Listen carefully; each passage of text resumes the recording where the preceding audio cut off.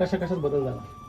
चारा चारा आपला तर तोच आहे आमचा म्हणजे नाही चारा जो खाण्याची पद्धत आहे, पूर्वी मागे शिल्लक ठेवायची, आता एकदम चाटून पुसून खाता.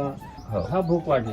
कशावरून ओळखलं तुम्ही ते? जसं आपण आता पहिले जसं खाण्यासाठी म्हणजे हे नव्हते करत. हा, ओढताना नव्हते करत, हा आता करते. आता ओढत आणतात. हा.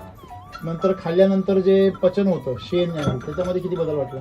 हा सुरू थोडं पातळ येत होतं आणि बरं. चालू केलं होतं तेव्हा. चालू केल्यावर पातळ येत होतं. हा हा.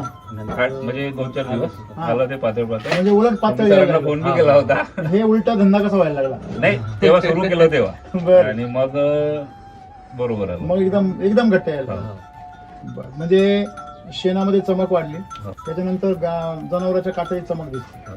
दूध थोडंसं चवदार यायला लागलं, चवदार. घट्ट यायला लागलं, शुगर लेवल वाढली. मग आता तुम्ही समजा रेग्युलर वापरताय, तुम्हाला सर्व जनावरांना किती लागतात दिवसाला? आम्ही आता सगळ्यांना एक माप देऊन राहिलो मी. बरं, म्हणजे जे एक बॅग जर आणली तर किती दिवस झाले तुम्हाला? आता ही मागच्या याला 26 दिवस चालली माझी बॅग. अच्छा, म्हणजे दिवसाला तुमचं 1 किलो जातं जवळजवळ. हो. 1 किलो दिवसाला जातं. म्हणजे 1 किलो म्हटल्यावरती 20 जनावरांना 50 ग्रॅम, बरोबर आहे ना, डेली जाते. म्हणजे ऍक्च्युली तुम्ही सर्वांना समान वापरताय. समजा.